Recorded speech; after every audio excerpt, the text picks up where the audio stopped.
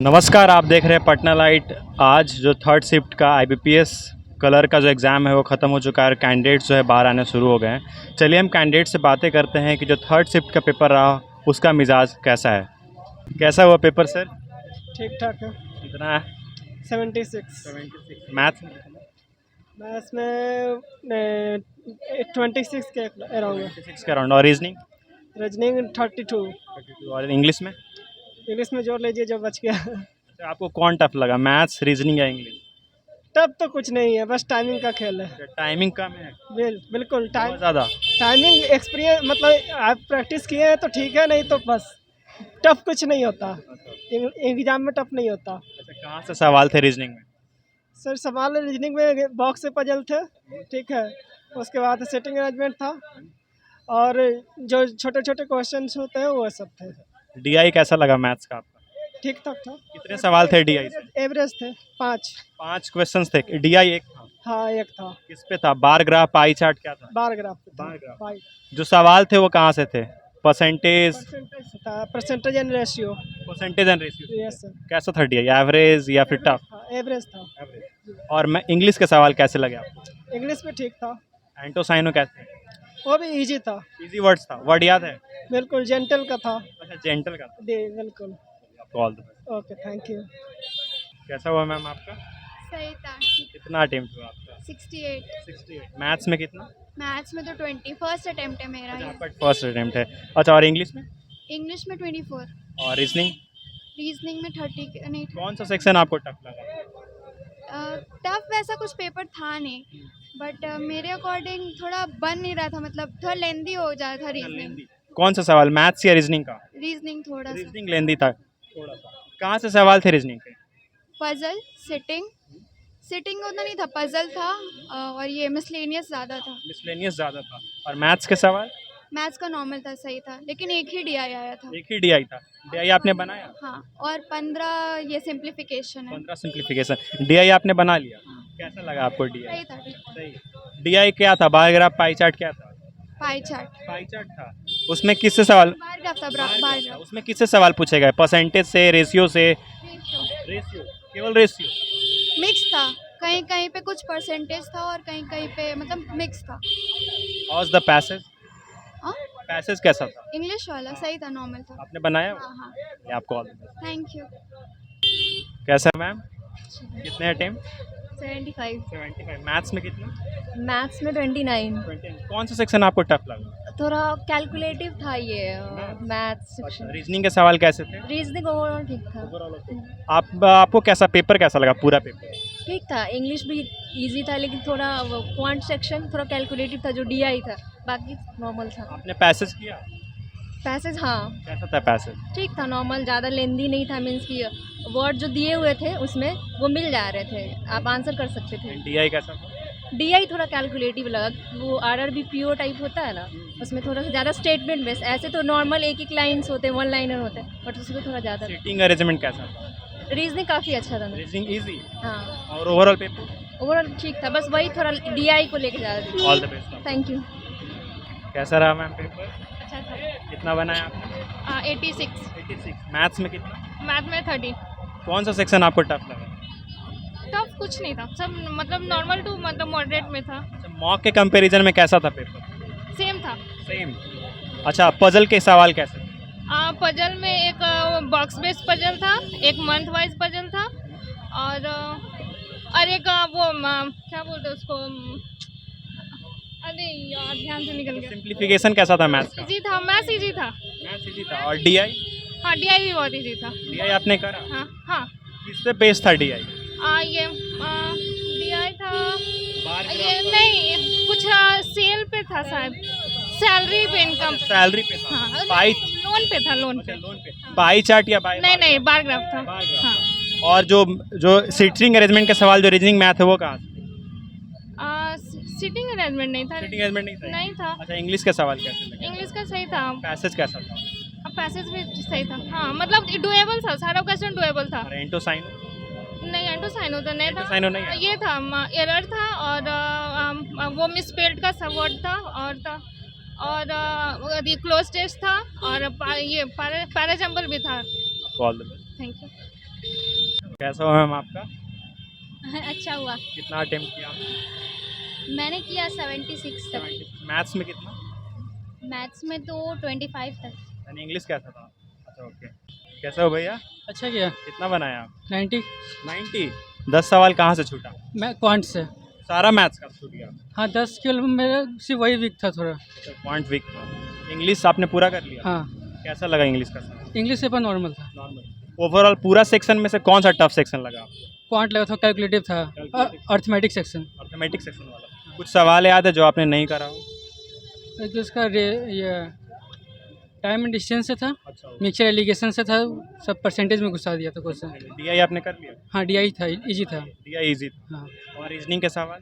Reasoning वो अभी easy था, वो बन हाँ वो बन जा रहा था आराम से। रीजनिंग भी आपने सारा कर लिया? हाँ उसमें टाइम भी बच गया 1-2 मिनट। अच्छा। टाइम सफिशिएंट लगा कि नहीं? टाइम सफिशिएंट था। Time sufficient. हाँ ओवरऑल पेपर का लेवल? तो लोअर लेवल था, मतलब इजी टू मॉडरेट था। मॉक के कंपैरिजन में कैसा? मॉक से थोड़ा हाई था हल्का। मॉक से हाई? हाँ चलिए आपको और क्योंकि क्वांट में थोड़ा डिफिकल्ट लग रहा था पॉइंट डिफिकल्ट है इस वजह से। इस वजह से। और इंग्लिश और रीजनिंग तो फिर को ये मॉक से ईजी था। पैसेज कैसा था? पैसेज नॉर्मल था, मैराथन के बेसिस पे आया हुआ था। एक कंट्री था, मैराथन करवाता है और वो प्लास्टिक बैन था, उस पे ये मोरल इशू दे रहा था। आपको और थैंक यू। सही रहा पेपर। कितना बना है? क्वांट थोड़ा टफ था। क्वांट टफ था। एक और फीडबैक मिला क्वांट टफ। हाँ क्वांट्स में जैसे जो न्यूमेरिकल्स जो भी थे ना, ऑब्जेक्टिव क्वेश्चन, वो सब बहुत ज़्यादा कॉम्प्लिकेटेड था। कुछ कैलकुलेटिव था, डेटा इंटरप्रिटेशन भी। और रीजनिंग तो ओके था, रीजनिंग मॉडरेट लेवल का कहेंगे, इजी था। पजल भी बन जा रहे थे, फ्लोर बेस्ड पजल आया था और फिर एक मंथ बेस्ड पजल आया था। और English very easy, English very easy, बहुत आसान था इंग्लिश। पूरा मतलब जितना भी ग्रामेटिकल एरर सारे क्वेश्चन बन जा रहे थे। इंग्लिश में क्या क्या सवाल था? यही स्पेलिंग एरर वाला आया था और उसके बाद था फिर ग्रामेटिकल एरर, 5 क्वेश्चन थे। और फिर उसका कॉम्प्रिहेंशन था, बहुत इजी था कॉम्प्रिहेंशन भी। और बस सिंपल ये सब। How is the passage? Pattern तो पिछला साल से कहें कि थोड़ा टफ था, मॉडरेट लेवल का। पैसेज कैसा था? पैसेज वही था कि सेनेगल्स का जो मतलब प्लास्टिक वेस्टेज था उस पर क्वेश्चन दिया हुआ था। उसको इन्वायरमेंटल कंट्रोल करने के लिए कैसे कंट्रोल कर सकते हैं प्लास्टिक पॉल्यूशन को, इसके बारे में। पैसेज में जो ग्रामर थे, वर्ड्स जो थे, वो कैसे, सेंटेंस का फ्रेमिंग कैसा था? इजी था? मॉडरेट लेवल का। Moderate level? मॉडरेट तो अंडरस्टैंडिंग में उतना समस्या नहीं? नहीं, समस्या नहीं था, सिर्फ लंबा था। एक पैसेज बहुत शॉर्ट था और एक पैसेज लंबा था। एंटो साइन वर्ड कैसे? वो सब इजी। वो सब इजी आपने कर लिया? हाँ कर लिया। कितने अटेम्प्ट है आपके? Number of question? मेरे नंबर 72 अटेम्प्ट किया। 72। ओवरऑल पेपर का लेवल? पेपर का लेवल कहेंगे मॉडरेट था। मॉक के कंपैरिजन में? मॉक के कंपैरिजन मॉडरेट कहेंगे। मैथ टफ था। Math was? हाँ math first tough. Okay, thank you and all the best. Thank you sir. कैसा हुआ मैम आपका? कैसा हुआ आपका पेपर?